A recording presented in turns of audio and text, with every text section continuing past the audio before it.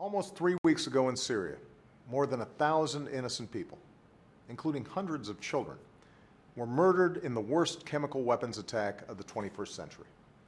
And the United States has presented a powerful case to the world that the Syrian government was responsible for this horrific attack on its own people. This was not only a direct attack on human dignity, it's a serious threat to our national security. There's a reason governments representing 98% of the world's people have agreed to ban the use of chemical weapons. Not only because they cause death and destruction in the most indiscriminate and inhumane way possible, but because they can also fall into the hands of terrorist groups who wish to do us harm.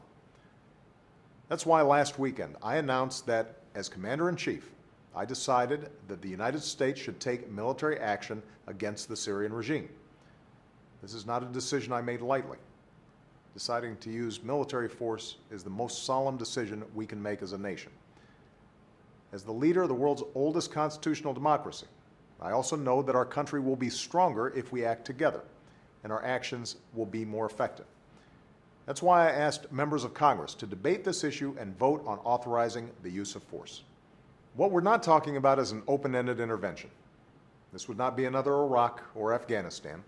There would be no American boots on the ground. Any action we take would be limited, both in time and scope, designed to deter the Syrian government from gassing its own people again and degrade its ability to do so. I know that the American people are weary after a decade of war, even as the war in Iraq has ended and the war in Afghanistan is winding down. That's why we're not putting our troops in the middle of somebody else's war. But we are the United States of America. We cannot turn a blind eye to images like the ones we've seen out of Syria.